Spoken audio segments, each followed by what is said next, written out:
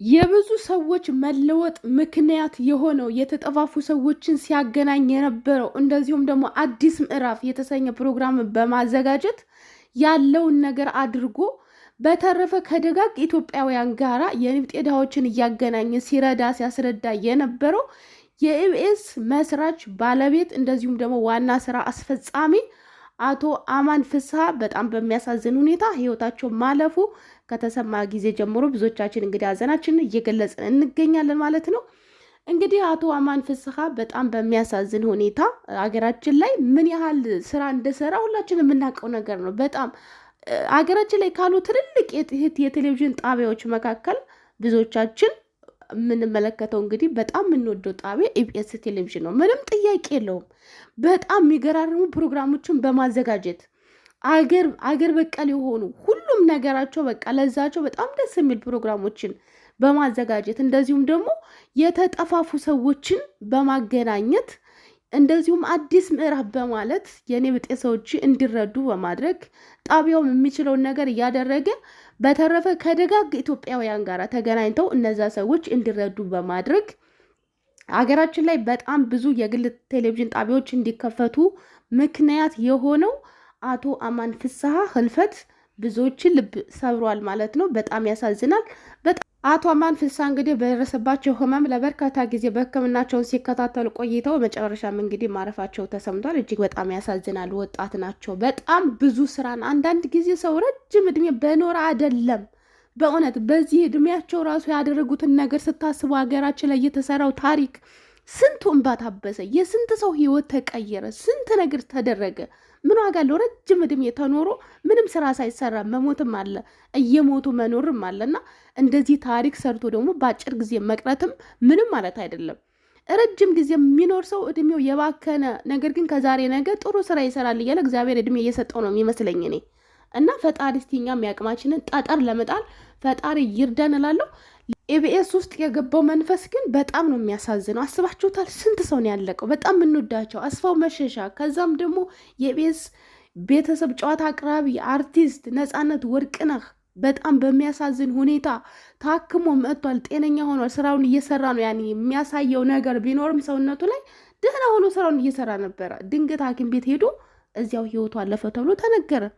የእሱ ሀዘን ገና ሳይወጣ እንግዲህ 23 ቀን ምናምን ቢሆነው እሱ እንኳን ካረፈ ማለት ነው። እንግዲህ ዋና መስራቹ ባለቤቱ አረፈ አሁን በድጋሚ ማለት ነው። ታስታውስ እንደሆነ የፌስቡክ ገጿ ላይ አንድ ጀርመን ሀገር የምትኖር ልጅ በዚህ ሳምንት ውስጥ አንድ ታዋቂ አርቲስት ይሞታል ባለችበት በሳምንቱ ነበር ነፃነት ወርቅነህ ያረፈው ማለት ነው። ከዛም መልሳ እንደገና ፖስት አድርጋለች። አሁንም በድጋሚ አንድ ታዋቂ ሰውና አንድ ታዋቂ ሰው ይሞታል፣ እንደዚሁም አንድ ታዋቂ ሰው በድጋሚ እስር ቤት ይገባል ብላ ፖስት አድርጋ ነበር። የሚገርማችሁ ነገር ያንን ፖስት አድርጋ የሆነ ቀን ቲክቶክ ላይ እንደዚሁ ላይቭ ገብታ ነበር ማለት ነው። በስኒ አርጋ ነው፣ ጥንቆላ ነው፣ እንደ ጥንቆላ ነገር ነው። ስኒ ቡና ትጠጣና አተላውን እየዘቀዘቀች ነው ትደፋና ስኒው ላይ ያው እንደ ጥንቆላ በሉት። አገራችን ላይ አሁንም በጣም ታዋቂ ሰው ያርፋል፣ እንደዚሁም ደግሞ አንድ ታዋቂ ሰው ይታሰራል። ይሄን ተናግሬያለሁ የምታዩት ይሆናል እያለች ላይቭ ገብታ በጣም ብዙ ሰዎች እስቲ የኔን ሜልኝ እድል የኔ ይልኝ እያሉ በጣም ሰልፍ ነበር የነበረው። እውነቴን ነው የምላቸው ገስት ላይ እየተሰቀሉ ብቻ የሆነ አገጣጣሚ ነው ወይንስ ነገር ምንድን ነው?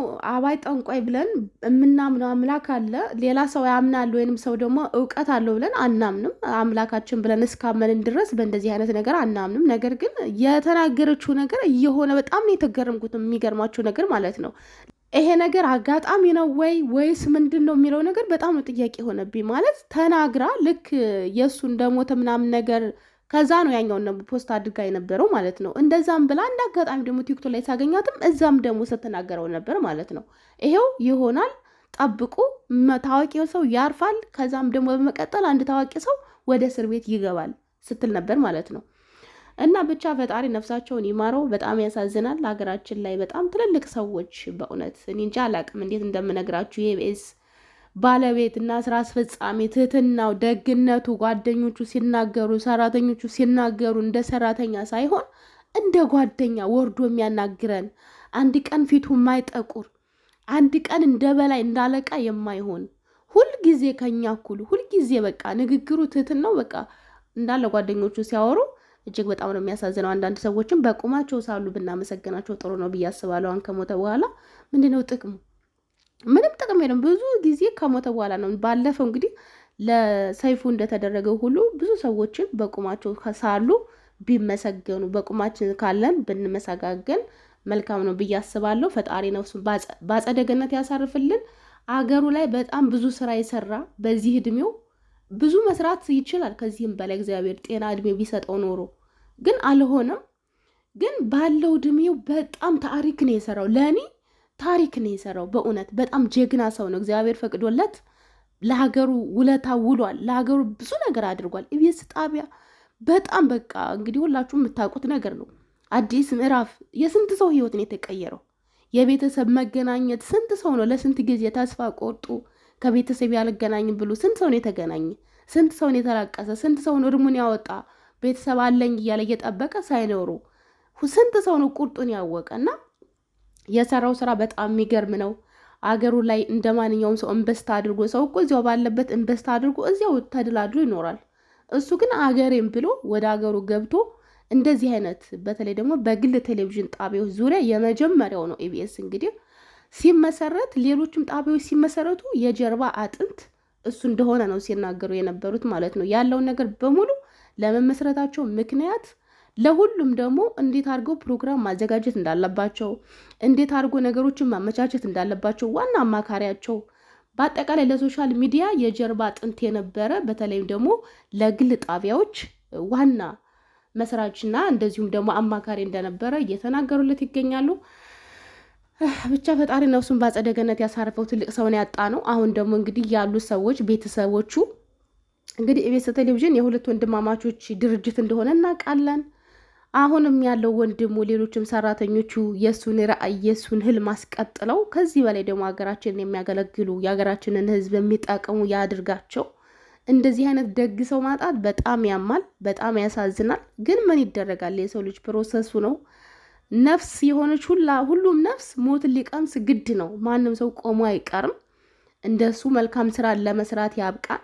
መልካም ስራ እንኳን ባንሰራ እንደው በቃ አፋችንን ሰብሰብ አድርገን ሰው ላይ ክፉ ነገር ከማድረግ እጃችንንም ምናችንንም እንድንሰበስብ ፈጣሪ ይርዳን። በእውነት ስንቶቻችንን ሰው ላይ የማይሆን ነገር እየተናገርን በሰው ላይ የማይሆን ነገር እያደረግን ክፉ እያደረግን የምንኖር ነገ ጠዋት ለምን ሞተው ማለት ነው 70 ዓመት ለማንኖረው ነገር ስንት ሰው ላይ ሸርና ተንኮል አስበናል። በእውነት ተመልከቱ። እንደዚህ ደጋግ ሰዎች እንኳን እየሞት ነው ያሉት።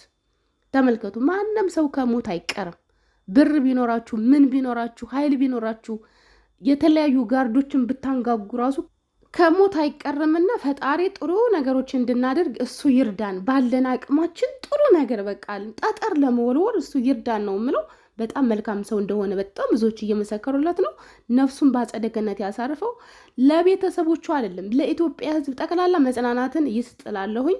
በያላችሁበት ድጋሜ እስከምንገናኝ ሰላማችሁ